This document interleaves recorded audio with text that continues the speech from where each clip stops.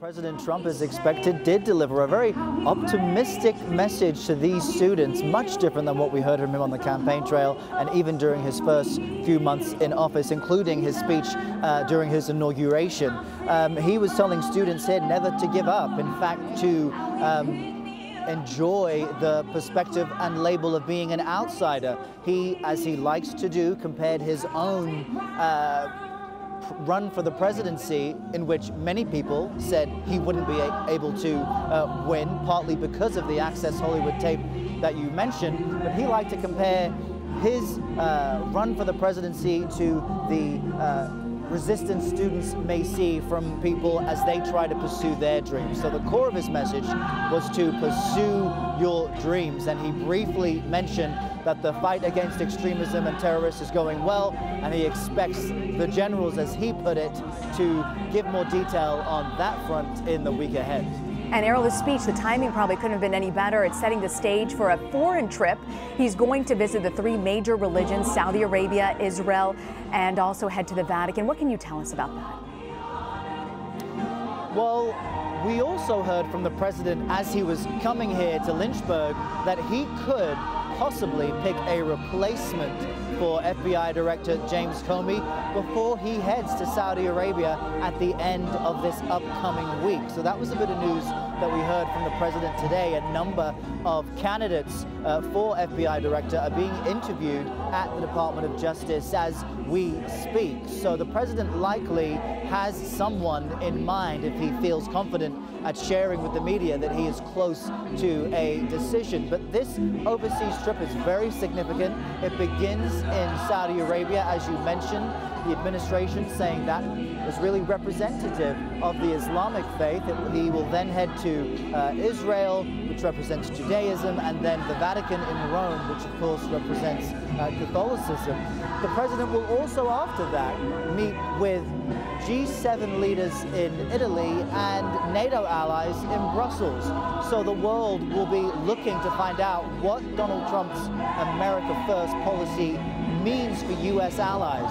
What is the U.S. relationship with Russia? It's at the center of a number of intense investigations here in the U.S., but U.S. allies want to know what is the status on the relationship between President Trump and President Putin, both of whom have had positive things to say about each other publicly. This overseas trip will be an important one for the president as he aims to put himself in more of a diplomatic light and show that while he isn't married to U.S. convention and tradition, he is open to new ideas that perhaps could emerge on this trip. We don't know what policy pronouncements will be announced. We didn't hear any here today, but the president is hoping that this commencement speech and the trip overseas helps him at a time when he seems confounded by the courts here in the U.S. and his own party in Congress. Yeah, it certainly does seem that way, Errol. He said in the speech, nothing easy, nothing worth taking risks, nothing worth doing ever comes easy. It means you've got to follow your conviction. We know he's interested in possibly securing some sort of a peace deal between Israel and the Palestinians. Is there any sense that he's going to push something forward with that when he's over in that trip?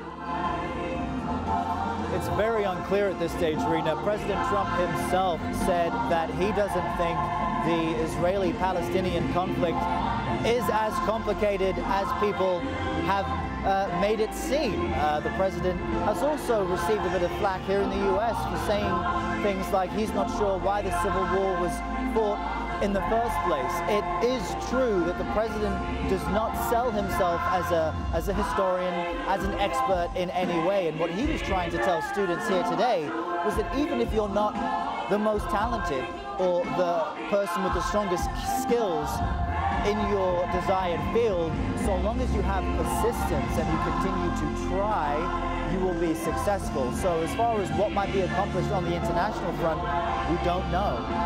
It's unclear what new ideas the president may present in Israel as it relates to the conflict between Israelis and Palestinians. It's unclear what new ideas might emerge for the conflict and civil war in Syria, of which Russia is a part as it props up the Assad regime. And so it will require the president to make new policy pronouncements, provide new details to the major world problems that he says on this stage are improving in the first few months of his presidency. So all of that, Rena, is yet to be seen. And Errol, you know, in the speech he said, when I say something, I mean it. And he also looked out into the crowd and said, I love setting records. It looked like it was a packed crowd there. What else can you tell us about the mood and the atmosphere there today? Well, this is friendly Trump country. While Hillary Clinton won Virginia's electoral votes, in many of the rural counties like this one, Donald Trump was the overall favorite. And I can tell you, just looking out into the audience of students, you know, there are typically restrictions on what you can and cannot bring into a commencement event, but there are a number of students with those trademark red, Make America Great Again hats. And we even heard, as President Trump was speaking, people yelling out thank you to him. So this is certainly a friendly environment. However, the last time the president came to speak here, some students did attempt to organize a protest and share on social media and in other places their displeasure with President Trump coming to campus. And that certainly is still true now, although you don't see any visible evidence of protest within the school's campus. President Trump has also said he will go on to deliver other commencement addresses at other institutions here in the next few weeks. So for the audience, it's an opportunity to have a sitting president address them, and for President Trump, it was an opportunity to show him in a position of strength after what has been a difficult week for him politically and what has really been a week of contradictions from the White House. Errol, you mentioned that there were protests online, but were there any protests outside of Liberty University as you were coming to the area today? Not as far as we could see. Keep in mind, by the time we arrived early this morning, the sun was not up yet.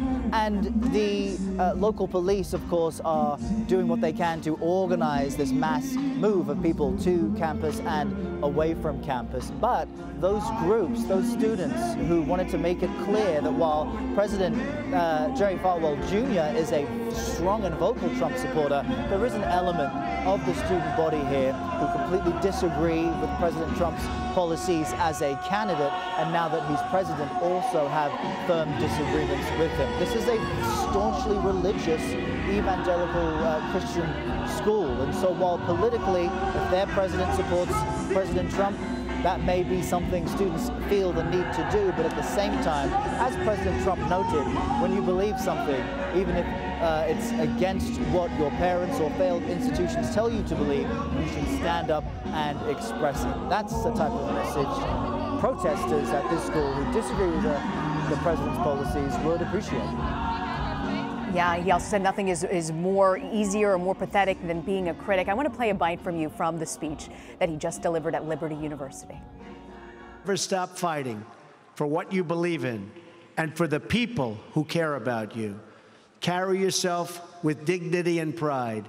Demand the best from yourself and be totally unafraid to challenge entrenched interests and failed power structures. As long as I am your president, no one is ever going to stop you from practicing your faith or from preaching what's in your heart. Faith infinitely important to this evangelical community here today. Did the White House say what they hope to gain, what the purpose of, why they chose this particular university? The White House did not specifically note why they chose this university, but it is clear, and even during the president's speech, that President Trump has very warm and friendly feelings towards the school president, Jerry Falwell Jr. Even during the president's speech, the remarks certainly were scripted and he was reading from a teleprompter.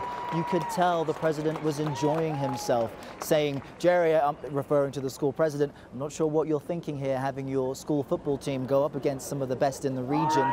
President Trump used some of his commencement speech time to go through the football schedule, the home and away schedule, noting what teams Liberty University's football team would be playing. And he seemed to enjoy and revel in being among friends, and speaking about a football Hall of Famer in the audience who had a battle with cancer, successfully making it through that, being representative again of the president's own unlikely run for the White House. So I would guess that the president likes this school. He likes the president. He likes this environment of adulation and warmth, and it's something he seeks in increasing quantity while he's spending many weeks in Washington in an environment where he's constantly being restricted and told what's not possible. So this is the type of weekend event that the president would enjoy, especially considering the size of the audience and their reception to him. Yeah, we can still hear the loud crowd behind you, Errol.